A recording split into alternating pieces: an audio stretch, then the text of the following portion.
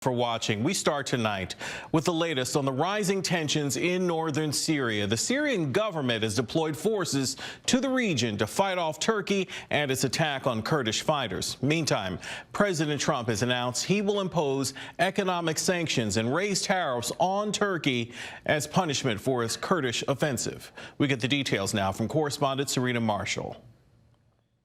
A senior U.S. official tells ABC mass atrocities are being committed against the Kurdish people at the hands of the Turkish-backed militia, including some ex-Al-Qaeda.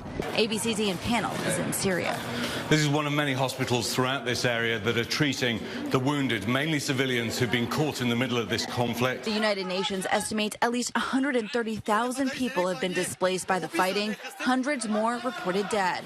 All at the hands of the militia sponsored by Turkey, who've executed people on the roadside. It appears to be, if true, that they would be war crimes. The mass bloodshed occurring 1 week after the president ordered U.S. troops pulled from the area. And now an even bigger evacuation, ordering all remaining U.S. forces, roughly 1,000 troops, to leave. The move essentially ceding the region to Syrian dictator Bashar Assad and his chief backer, Russia, as the Kurdish strike a deal with Russia and the Syrian regime.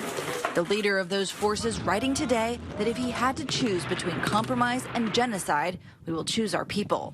But raises concerns over the resurgence of ISIS, as ABC News is confirming dozens of ISIS prisoners who were high-value detainees escaping in the chaos. The president countering this morning on Twitter, accusing the Kurds of systematically releasing ISIS fighters to get the U.S. involved again, and they are easily recaptured by Turkey or European nations from where many came, and big sanctions on Turkey coming. But back home, Republicans continue to disavow the president's decision. Leaving an ally behind, abandoning people that we frankly told that we were going to be with, is disheartening, depressing. Frankly, it's weak. That was Serena Marshall reporting. Joining me now is Matthew Brodsky, a senior fellow at the Gold Institute for International Strategy. Matthew, let's start with the decision to remove almost all American troops from Syria. Lots of backlash against President Trump on this. Many say the violence we're seeing now against the Kurds could have been avoided had those troops stayed in place. Yeah, absolutely. Everyone foresaw this coming. Everyone on his staff was pretty much saying that. And on every single conceivable level, this is a poor decision. Whether you're talking militarily, strategically, morally, legally, procedurally even, which is what we need to talk about today as far as what's happening on the ground. But as far as also politically, it's also bad for him, and intellectually as far as an overall idea of what American power should and should not be used for. All of it is blowing up in his face, and it's unfortunate that he's now turned to disinformation, because we've already heard from, as reported on this network and others, from the Pentagon, that they've said that they know that it's Turkey who has been releasing ISIS prisoners, not, as apparently the president was tweeting, that it had to do with the Kurds, our previous allies a few days ago, releasing these type of terrorists. So yeah, it's a mess. So the fact that the ISIS fighters are being released and President Trump trying to deflect the blame for this back on the Kurds, I mean, is that just more evidence that the president has turned his back on the Kurds?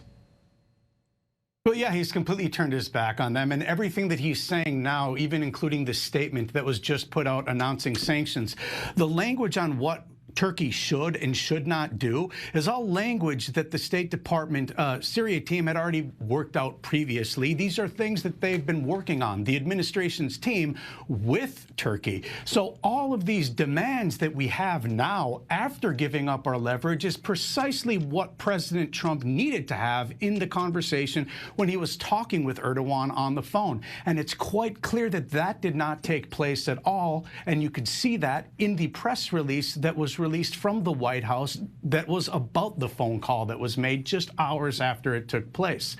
So this is really just trying to put toothpaste back in the tube, but it's not going to work, because, as any negotiator should know, you have leverage, then you need to know how to use it. But the last thing you should do is give it up in exchange for nothing. And that's what we did. Any thoughts on the timing of the U.S. troops pulling out and then Turkey moving in with its assault against the Kurds? I mean, a lot of people saying that the timing of them happening almost simultaneously is suspicious. Right. That's because Erdogan learned that in December, when he had a similar conversation over the phone with President Trump, and Trump decided then he was going to pull out U.S. troops, Erdogan waited and didn't actually have the invasion, and there was still talk. And it took, if you recall, 2 months until February for the president to mostly reverse his decision. This time, Erdogan was ready and waiting and knew he needed to create facts on the ground, because as the president is going to learn with all of his statements and the sanctions he's just put out, once there are facts on the ground, they are very, very hard to undo. And this is the problem that's going to be seen with this going forward. So where do we go from here, Matt? What do you think is going to happen? What's the end game? Well, I mean, the Kurds clearly are going to and have chosen to work with Assad, because Turkey considers all Kurds to be terrorists. Sure. And the Kurds were most willing to work with us with ISIS because they didn't consider Assad to be as big of a threat, clearly. So we don't really have much in the way of leverage, unfortunately, anymore to change how the direction is going to go. That'll be to our detriment. Matthew Brodsky, thanks for joining me here on Take 30. Well, in Britain, the ceremonial